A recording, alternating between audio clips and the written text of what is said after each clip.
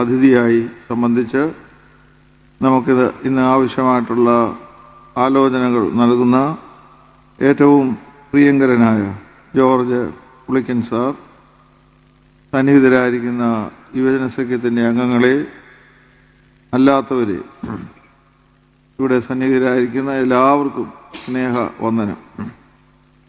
നമ്മുടെ കൺവെൻഷൻ്റെ ഒരു വളരെ പ്രധാനപ്പെട്ട കൂടിവരവാണ് യുവജന സഖ്യത്തിൻ്റെ ചുമതലയിലുള്ള ഈ യുവവേദി.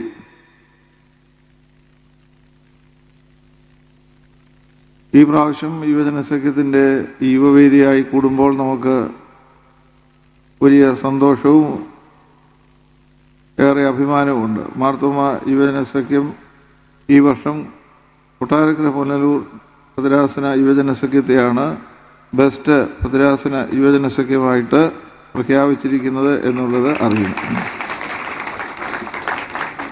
നിങ്ങളുടെ കയ്യടിയുടെ ആ ക്ഷീണം കണ്ടാൽ മനസ്സിലാകുന്നൊരു കാര്യമുണ്ട്, ഇതെങ്ങനെ സംഭവിച്ചു, അതിനൊന്നും ഞങ്ങൾ ചെയ്തില്ലല്ലോ എന്നുള്ള ഒരു മട്ടാണ്. നിങ്ങൾ അധ്വാനിച്ച് ചെയ്തതാണ്, അതുകൊണ്ടാണ് ഇത് കിട്ടിയതെങ്കിൽ കുറച്ചുകൂടി ഉറക്കം പോകുന്ന ഒരു കയ്യടി അടിച്ചേച്ചാൽ നിങ്ങൾക്ക് സ്വയമായിട്ട്.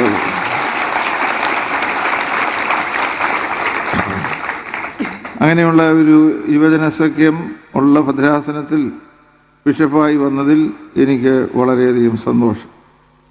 ഇപ്പോൾ ഇവിടെ ഇരിക്കുന്ന ഇത്രയും ആളുകൾ യുവജന സഖ്യത്തിൻ്റെ ബേസിക്കായിട്ടുള്ള അതിൻ്റെ ഓബ്ജക്റ്റീവ്സ് കൃത്യമായി പാലിക്കാമെങ്കിൽ നമുക്ക് ഈ കേരളത്തെ തിരിച്ചു മറിക്കാമെന്നുള്ളതിനെക്കുറിച്ച് എനിക്ക് അശേഷം സംശയമില്ല, നിങ്ങൾക്ക് കാണുമായിരിക്കും.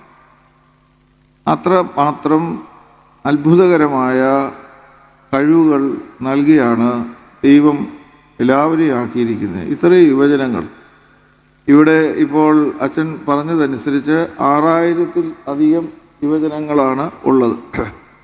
എത്ര യുവജനങ്ങളുണ്ട് എന്ന് അച്ഛനോട് ചോദിച്ചാൽ 6500 ഒരു കണക്ക് പറയുന്നതല്ലേ. അപ്പോൾ ഞാൻ വീണ്ടും ചോദിക്കുന്നു, അതിനെ ഒരു 50%, 6500-ൻ്റെ 50% എത്ര?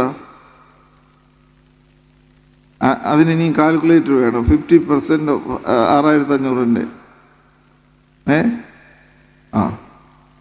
അപ്പോൾ ബാക്കി എന്തെന്ന് ചോദിച്ചാൽ എല്ലാവരും പഠിക്കാൻ വിദേശത്തേക്ക് പോയിരിക്കുകയാണ്. അത് ഒരു പന്തലിൽ വെച്ച് പറയാവുന്ന ഏറ്റവും അസത്യമായ ഒരു കാര്യമാണ്. അത് നമ്മൾ റിസർച്ച് ചെയ്യാത്തതുകൊണ്ടാണ്. Not more than 30%, not even 30%. 20% people may be going outside for studies. 80% ഇവിടെയൊക്കെ ഉണ്ട്. അപ്പോൾ അവർ എവിടെയാണ് എന്ന് കണ്ടെത്താനുള്ള ഒരു ഉത്തരവാദിത്വം കൂടി യുവജന സഖ്യത്തിലുണ്ട് എന്ന് എനിക്ക് തോന്നുന്നു. ആ രീതിയിലുള്ള ഒരു പ്രവർത്തനവും നമുക്ക് ഉണ്ടാകേണ്ടതാണ്. അങ്ങനെയുള്ള വിശദമായ ഒരു സംഭാഷണത്തിന് ഇപ്പോൾ സമയമില്ല, അതുകൊണ്ട് ഞാൻ അതിലേക്ക് പ്രവേശിക്കുന്നുമില്ല. നമുക്ക് 4 മണിയാവുമ്പോൾ വേറെ മീറ്റിംഗ് ആരംഭിക്കേണ്ടത് ഉള്ളതുകൊണ്ട് ഇന്നത്തെ പ്രഭാഷണം പ്രധാനമായി നിർവഹിക്കുന്ന നമ്മുടെ പ്രധാന അതിഥി ജോർജ് പുളിക്കൻ സാറിനെ പ്രസംഗിക്കാൻ അനുവദിക്കേണ്ടതുകൊണ്ട് ഞാൻ ദീർഘമായി സംസാരിക്കുന്നില്ല. എങ്കിലും ജോർജ് പുളിക്കൻ എന്ന ആളും ഞാനും തമ്മിൽ വളരെ വലിയ അടുപ്പമാണ്. ഞങ്ങൾ ആദ്യമായിട്ടാണ് കാണുന്നത്. അതൊരു മിസ്റ്ററി ആയിട്ട് എനിക്ക് തോന്നുന്നു. അങ്ങനെ അദ്ദേഹത്തെ പരിചയപ്പെടാനുള്ള നിമിത്തം എന്ന് പറയുന്നത് നമുക്കെല്ലാവർക്കും പ്രിയങ്കരനായിരുന്ന ക്രിസോസ്റ്റം തിരുമേനിയുടെ മരണമാണ്. ക്രിസോസ്റ്റം തിരുമേനി കാലം ചെയ്തു കഴിഞ്ഞപ്പോൾ ആ ദിവസങ്ങളുള്ള പത്രങ്ങൾ മുഴുവനും നമ്മളെ അത്ഭുതപ്പെടുത്തുമാറ് മുഴുവൻ വാർത്തകളും തിരുമേനിയെക്കുറിച്ചാണ്. അപ്പോൾ അതിൻ്റെ 1-മത്തെയോ 2-മത്തെയോ 3-മത്തെ ദിവസം ഞാൻ ഓർക്കുന്നില്ല, മാതൃഭൂമിയുടെ പ്രധാന ആ എഴുത്തിൻ്റെ സ്ഥലത്ത് ജോർജ് പുളിക്കൻ എന്ന ആൾ, എനിക്ക് പരിചയമില്ലാത്ത ആൾ, ക്രിസോസ്റ്റം തിരുമേനിയെക്കുറിച്ച് അദ്ദേഹത്തെ ആദരിക്കുന്ന ഒരാൾ എന്നുള്ള ഒരു നിലയിൽ നമുക്ക് അത്ഭുതം കൂറുന്ന ഒരു ആർട്ടിക്കിൾ തിരുമേനിയെക്കുറിച്ച് എഴുതി. അപ്പോൾ അതിൻ്റെ അടിയിൽ അദ്ദേഹത്തിൻ്റെ ഇമെയിൽ ID ഉണ്ടായിരുന്നു. അപ്പോൾ ഞാൻ അദ്ദേഹത്തിന് ഒരു ഇമെയിൽ അയച്ചു. ഞാൻ ഇന്നാരാണ്, തിരുമേനിയെക്കുറിച്ച് എഴുതിയത് എനിക്ക് വലിയ സന്തോഷം, ആ എഴുത്ത് എന്നെ വല്ലാതെ ആകർഷിക്കുന്നു എന്ന് പറഞ്ഞ് ഞാനൊരു ഇമെയിൽ അദ്ദേഹത്തിന് അയച്ചു. അദ്ദേഹം ഇതുപോലെ ഒരു A4 സൈസ് പേപ്പറിൽ ഏതാണ്ട് നിറഞ്ഞ് നിൽക്കുന്ന ഒരു മറുപടി എനിക്ക് അയച്ചു. അത് അദ്ദേഹത്തിൻ്റെ വ്യക്തികാര്യങ്ങളെക്കുറിച്ച്, തിരുമേനിയോടുള്ള പരിചയത്തെക്കുറിച്ച്, അതുപോലെ അദ്ദേഹത്തിൻ്റെ കുടുംബ പശ്ചാത്തലത്തെക്കുറിച്ച് ഒക്കെ ഒരു വളരെ നാളത്തെ പരിചയമുള്ള ഒരു സ്നേഹിതൻ എഴുതുന്നത് പോലെ അദ്ദേഹം എഴുതി. അങ്ങനെയാണ് അദ്ദേഹവും ഞാനുമായിട്ടുള്ള പരിചയം. എന്നാൽ കുന്നംകുളം മലബാർ ഭദ്രാസനത്തിൻ്റെ തിരുവേനിയുടെ ഒരു മെമ്മോറിയൽ, ആദ്യത്തെ മെമ്മോറിയൽ മീറ്റിംഗ് നടന്നപ്പോൾ അതിൽ 2 പ്രധാന അതിഥികളായിരുന്നു ഉണ്ടായിരുന്നത്. ഒന്ന് മോഹൻലാൽ. കാരണം കാലിക്കറ്റുമായിട്ട് അദ്ദേഹത്തിന് വലിയ അടുപ്പമുള്ളതുകൊണ്ട്, അദ്ദേഹത്തിന് വളരെ അടുപ്പമുള്ള ആളുകൾ അവിടെ ഉള്ളതുകൊണ്ട്, ക്രിസോസ്റ്റം തിരുവേനിയുമായിട്ട് വളരെ അടുപ്പമുള്ളതുകൊണ്ടും മോഹൻലാൽ ഒരു അതിഥിയായിരുന്നു. ഓൺലൈനിലാണ് മീറ്റിംഗ്. രണ്ടാമത്തത് ജോർജ് പുളിക്കനുമായിരുന്നു. അപ്പോൾ അതിനുശേഷം ഞങ്ങളിങ്ങനെ സംസാരിക്കുന്നുണ്ടെങ്കിലും ഇന്നാണ് ഞങ്ങൾക്ക് ആദ്യമായി പൗലോസ് ഇത് പറഞ്ഞിട്ടുണ്ട്, ഒരു കേൾവി മാത്രം കേട്ടിരുന്നു, എന്നാൽ ഇപ്പോൾ മുഖാമുഖമായി കാണുന്നുവെന്ന്. അത് ദൈവത്തെക്കുറിച്ച് പറയുന്നതാണ്. അതുപോലെ ദൈവത്തെ പോലെയുള്ള ജോർജ് പുളിക്കനെ ദൈവത്തെ കാണാൻ ആഗ്രഹിക്കുന്ന ഒരു അന്വേഷകൻ എന്നുള്ള നിലയിൽ കണ്ടുകൂട്ടാനായിട്ടിടയായതിൽ എനിക്ക് വളരെയധികം സന്തോഷമുണ്ട്. മാർത്തോമാ സഭയുടെ യുവജന സഖ്യത്തിലെ അംഗങ്ങളെ, ഏത് പ്രധാന പ്രസംഗകൻ വന്ന് പ്രസംഗിച്ചാലും അടിസ്ഥാനപരമായി നമ്മളുടെ മനസ്സിലുണ്ടാകേണ്ടത് നമ്മുടെ യുവജന സഖ്യത്തിൻ്റെ ഭരണഘടനയുടെ ആദ്യത്തെ ക്ലോസുകളാണ്. അതിലാദ്യമേ എഴുതിയിരിക്കുന്നത് യേശു ക്രിസ്തുവിനെ കർത്താവും രക്ഷിതാവുമായി സ്വീകരിക്കുക എന്നുള്ളത്. ഇവിടെ ഇരിക്കുന്ന മുഴുവൻ യുവജനങ്ങളോടും എനിക്ക് വീണ്ടും ആവർത്തിക്കാനായിട്ടുള്ളത്, ഒരു മാർത്തോമ യുവജന സഖ്യം, മാർത്തോമ എന്ന് ഞാൻ പറയുന്നത് ഒരു ബ്രാൻഡഡ് നെയിമിനെ കുറിച്ച് പറയാനല്ല, ദൈവത്തെ ആരാധിക്കുന്ന ദൈവവിശ്വാസികളായ നമ്മെ സംബന്ധിച്ചിടത്തോളം അവർ primary responsibility is to abide with the constitution. ആ കോൺസ്റ്റിറ്റ്യൂഷനിൽ ആദ്യമേ പറഞ്ഞിരിക്കുന്നത് യേശു ക്രിസ്തുവിനെ കർത്താവും രക്ഷിതാവുമായി സ്വീകരിക്കുക. നിങ്ങളെല്ലാവരും ഒരു കാര്യം ഒന്ന് ഓർക്കണം, എന്താണ് ഈ ചതി എന്ന് പറയുന്നത്? ചതി, അങ്ങനെ ഒരു വാക്ക് കേട്ടിട്ടുണ്ടോ? ചതി, ചീറ്റിംഗ്, ചതി. നമ്മൾ ഒന്ന് വിശ്വസിക്കുന്നു എന്ന് പറയുകയും അതിനോട് കൂറു പുലർത്താതിരിക്കുകയും ചെയ്യുന്നതാണ് ചതി എന്ന് പറയുന്നത്. ചതി എന്ന് പറയുന്നത്, ഒരു പെങ്കൊച്ച ഒരു ആങ്കൊച്ചനെ സ്നേഹിച്ചു, അവൻ ഇട്ടേച്ചു പോയി, അത് ചതിവാണ്, വലിയ ചതിവാണ്.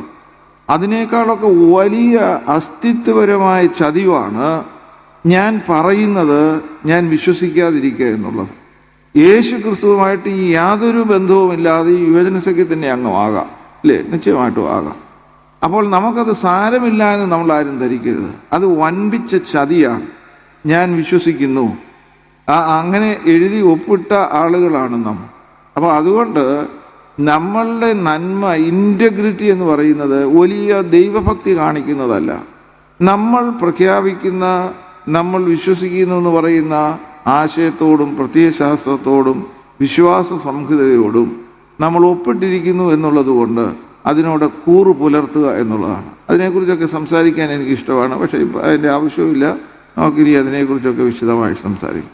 അതുകൊണ്ട് നമ്മളിവിടെ സന്നിഹിതരായിരിക്കുന്ന എല്ലാവരും, so Jesus Christ is a possibility as well. Yeshu ഒരു അനന്തമായ സാധ്യതയാണ്. നമ്മളിവിടെ നിൽക്കുന്ന ഞാനും ഇരിക്കുന്ന എല്ലാവർക്കും നമുക്ക് യേശുവിനെ പോലെ ആകാൻ സാധിക്കും, provided if you are ready to comply the challenges. യേശു അങ്ങനെ പറഞ്ഞിട്ടുണ്ട്, നിങ്ങൾക്ക് എൻ്റെ കൂടെ വരാം. പക്ഷേ ആ യാഥാർത്ഥ്യമാകണമെങ്കിൽ നമ്മുടെ ഉത്തരവാദിത്വങ്ങൾ നമുക്ക് 3 വാക്കുകൾ മറക്കാതിരിക്കുക. കേന്ദ്ര യുവജന സഖ്യത്തിൽ കഴിഞ്ഞ നാളുകളിലെല്ലാം പ്രവർത്തിച്ചുകൊണ്ടിരിക്കുന്നവർ ഇവിടെയുണ്ട്. ഞാൻ അതിൻ്റെ 7 കൊല്ലം പ്രസിഡൻ്റായിരുന്നു. ആ 7 കൊല്ലവും ഞാൻ പറഞ്ഞിട്ടുള്ള ഒറ്റ കാര്യമേ ഉള്ളൂ, നമ്മൾ ജീവിക്കുന്നുവെങ്കിൽ ചില ആദർശങ്ങൾക്ക് വേണ്ടി ജീവിക്കും. അതെല്ലാവരും അച്ചിലിട്ടതുപോലെ ഒന്നും ജീവിക്കേണ്ട. നമ്മൾ വിശ്വസിക്കുന്ന ആ വിശ്വാസത്തിന് അനുസരിച്ച് നമുക്ക് പ്രവർത്തിക്കണം. ആദർശ ധീരതയാണ് ഏറ്റവും വലിയ വിഷയം. മൂല്യമുള്ളവരായി ജീവിക്കുക, ത്യാഗസമ്പന്നതയ്ക്ക് തയ്യാറാകുക. നമുക്ക് വലിയ വലിയ വിപ്ലവങ്ങളെ സൃഷ്ടിക്കാനായിട്ട് സാധിക്കും. അതുകൊണ്ട് ഏറ്റവും വലിയ വിപ്ലവം ഫ്രഞ്ച് വിപ്ലവമോ ചൈന വിപ്ലവമോ ഒന്നുമല്ല. ഏറ്റവും വലിയ വിപ്ലവം അവനവനായി തീരുന്നതാണ്. ഇപ്പോൾ ഇവിടെ ഇരിക്കുന്ന ആളുകൾ ഏതാണ്ട് 1, 2, 3 ഏതാണ്ട് ഒരേ സൈസിലുള്ള യൂണിഫോമിലിരിക്കുന്ന കുട്ടികളുണ്ടല്ലോ. ഞാൻ പറയുന്നതും ചിലർ ശ്രദ്ധിക്കാത്തവരുണ്ട്. എനിക്കതൊക്കെ ഇഷ്ടമാണ് കണ്ടുകൊണ്ടിരിക്കാൻ. ഞാനിവിടെ പറഞ്ഞുകൊണ്ടിരിക്കുമ്പോൾ അങ്ങോട്ട് പറഞ്ഞുകൊണ്ടിരിക്കുക. അതൊക്കെ എനിക്ക് ഒരു ഡിസ്ട്രാക്ഷനും ഇല്ല. അത് കണ്ടാൽ എനിക്ക് വലിയ സന്തോഷമാണ്. നിങ്ങൾ ഈ ഇരിക്കുന്നത് പോലെയുള്ള പരിശുദ്ധരാണോ നിങ്ങളെല്ലാം ഇപ്പോഴും? ഞാൻ ചോദിക്കുന്ന ചോദ്യം മനസ്സിലാണ്. നിങ്ങളിവിടെ ഇരിക്കുന്നു, നല്ല ശാരീരിക സുന്ദരികളായിട്ടിരിക്കുന്നു, വളരെ ഭക്തരായിട്ടിരിക്കുന്നു. സത്യത്തിൽ നിങ്ങൾ ഇത് തന്നെയാണോ? അല്ലല്ലോ. ഞാനും ഈ നിൽക്കുന്നു, ഈ നിപ്പും ഭാവമൊക്കെ കണ്ടാൽ ഈ പന്തലിരിക്കുന്നതിലേക്കും പരിശുദ്ധനാണെന്ന് ഒരു 2% തോന്നും, ഇല്ലേ? അങ്ങനെ തോന്നും. So I can give you an impression that I am a very, very religious person, but need not be always. ഒരിക്കലും അങ്ങനെ ആകണമെന്ന് നിർബന്ധമില്ല. അപ്പോൾ എൻ്റെ ചതി എന്ന് പറയുന്നത്, ഞാനൊരു ഭക്തനാണ്, ഞാൻ ഈ സഭയുടെ ഒരു പ്രവർത്തകൻ എന്നുള്ള നിലയിൽ സഭയുടെ ഭരണഘടനയോടും ദൈവത്തോടും കൂറ് പ്രഖ്യാപിക്കുന്നുവെന്ന് പറയാം, ധരിപ്പിക്കാം നിങ്ങളെ. പക്ഷേ അങ്ങനെ അല്ല എങ്കിൽ അത് വല്ലാത്തൊരു ചതിവാണ്. ഞങ്ങളുടെ ഐഡിയ സ്റ്റാർ സിംഗർ, ഞാൻ പറഞ്ഞത് ഒരു മര്യാദയല്ലേ പറയുന്നത്? ആണ്, നിശ്ചയമായിട്ട്. അപ്പോൾ അതുകൊണ്ട് ആദർശത്തിന് വേണ്ടി ജീവിക്കുന്നതിനേക്കാൾ വലിയ കാര്യം വേറെയില്ല. അതിനുവേണ്ടി ജീവൻ കൊടുക്കേണ്ടി വന്നാൽ ജീവൻ കൊടുത്തവരെയാണ് നമ്മൾ ബഹുമാനിക്കുന്നത്. അല്ലാതെ ചതിയനെയും ചന്തുവിനെയും ഒന്നും നമ്മൾ ബഹുമാനിക്കുന്നില്ല. നമ്മളാണ് അവൻ ചതിയൻ എന്ന് പറഞ്ഞത്. സ്വയം ആരും ചതിയൻ എന്ന് പറയുന്നില്ലല്ലോ. I am a cheater, I am a chathiyan എന്നാരും പറയുന്നില്ല. ആളുകൾ പറയുകയാണ് അവൻ ചതിയനാണ്. അപ്പോൾ ആളുകൾ നമുക്ക് തരുന്ന, നമ്മളെ കണ്ടു തരുന്ന ആഡ്ജക്റ്റീവാണ് ചതിയൻ ചന്തു, ചതിയൻ വർഗീസ്. ഇവിടെ വർഗീസ് ഇല്ലാത്തത് കൊണ്ടാണ് വർഗീസ് എന്ന് പറഞ്ഞത്. അപ്പോൾ ഇതെല്ലാം നമുക്ക് ഓർക്കാം. അപ്പോൾ ഇവിടെ ഇരിക്കുന്ന യുവജനങ്ങളെ അവിടെ എന്നാ ഇങ്ങോട്ട് ശ്രദ്ധിക്കാതെ ആ കുട്ടിയെ വിളിച്ച് ഇങ്ങോട്ട് ഇവിടെ ഇരിക്കുമ്പോൾ ഇന്ന സമയമെങ്കിലും നമ്മൾ ശ്രദ്ധിച്ചിരുന്നാൽ നമുക്ക് നമ്മുടെ പ്രധാന പ്രഭാഷകന് അതൊരു സന്തോഷമായിരിക്കും. എനിക്കും സന്തോഷക്കുറവുണ്ടാകുകയില്ല എന്നെല്ലാവരോടും പറയുന്നു. അതുകൊണ്ട് 3 വാക്കുകൾ ഞാൻ പറഞ്ഞു. നിങ്ങൾ എൻ്റെ പിന്നാലെ ഒന്ന് പറയണം, ശബ്ദം ഉയർത്തി, ഉറങ്ങാതിരിക്കാൻ വേണ്ടിയാണ്. ഒന്ന്, നമ്മൾ ജീവിക്കുന്നുവെങ്കിൽ ചെയ്യേണ്ട 3 കാര്യങ്ങൾ. ഒന്ന്, ആദർശധീരത. ഞരങ്ങിയാലൊക്കെയല്ല, ആദർശധീരത. മൂല്യാധിഷ്ഠിത ജീവിതം, ത്യാഗസമ്പന്നത. ആദ്യം പറഞ്ഞ എന്താണെന്നറിയാമോ? ഈ 3ൻ്റെ അടിസ്ഥാനപരമായി പറഞ്ഞത് നമ്മളുടെ യുവജന സഖ്യത്തിൻ്റെ ഭരണഘടനയിലെ ആദ്യത്തെ ഒബ്ജക്റ്റീവ് യേശു ക്രിസ്തുവിനെ കർത്താവും രക്ഷിതാവുമായി സ്വീകരിക്കും. അപ്പോൾ യേശു ക്രിസ്തുവിനെ കർത്താവും രക്ഷിതാവുമായി സ്വീകരിച്ച ഈ പറഞ്ഞ 3 കാര്യങ്ങളുള്ള അനുഗ്രഹിക്കപ്പെട്ട ഒരു കൂട്ടമായി നമ്മുടെ സഭയിലെ ഈ ഭദ്രാസനത്തിന് യുവജനങ്ങൾ തീർന്ന്, ഇപ്പോൾ തന്നെ നിങ്ങൾ ബെസ്റ്റ് ഭദ്രാസനമാണ്, കുറച്ചുകൂടി വെരി ബെസ്റ്റ് ഭദ്രാസനമായി പ്രവർത്തിക്കുന്നതിനിടയാകണം. നിങ്ങൾ ചെയ്യുന്ന എല്ലാ പ്രവൃത്തികളെയും ഞാനിപ്പോൾ എടുത്തു പറഞ്ഞ് ഇവിടെ ശ്ലാഘിക്കുന്നില്ല. ഏറ്റവും എനിക്കിവിടെ വന്ന് അത്ഭുതം തോന്നിയ ഒരു കാര്യമാണ്, 10 വർഷമായി ഇവിടെ ഗവൺമെൻറ് ഹോസ്പിറ്റലിലും ഈ സ്ട്രീറ്റിലും ഉള്ളവർക്ക് ഭക്ഷണം കൊടുക്കുന്നത്. അതിൻ്റെ നമ്പർ ഓഫ് ഈ കൊടുക്കുന്നതല്ല, ഫോർ ദ ലാസ്റ്റ് 10 years. അതൊരു ചെറിയ കാര്യമല്ല. അങ്ങനെയുള്ള ഇവിടെ നമ്മുടെ ഉള്ള സിനിമയുടെ സമയത്ത് ആരംഭിച്ച ഇങ്ങനെയുള്ള എല്ലാ പ്രോഗ്രാമും നമുക്ക് നിശ്ചയമായിട്ടും യുവൻ സഖ്യത്തിൻ്റെ വലിയ ഒരു സാന്നിധ്യവും സന്ദേശവും ഉണ്ട്. അതിനെ ഞാൻ പ്രത്യേകമായിട്ട് അഭിനന്ദിക്കുകയും എല്ലാവരോടുമുള്ള സന്തോഷം അറിയിക്കുകയും ചെയ്തുകൊണ്ട് ഞാൻ എൻ്റെ വാക്കുകളെ അവസാനിപ്പിച്ചില്ലെങ്കിലും ശബ്ദം കൊണ്ട് ഇപ്പോൾ അവസാനിച്ചോളും. അതുകൊണ്ട് അങ്ങനെ പ്രകൃതി ഒരു തടസ്സം സൃഷ്ടിക്കുന്നതിന് മുമ്പ് ആനുവൽ റിപ്പോർട്ട് അവതരിപ്പിക്കുന്നതിൽ സെക്രട്ടറി എബി സ്ലീബാച്ചിനെ സ്നേഹപൂർവ്വം ക്ഷണിച്ചുകൊള്ളും.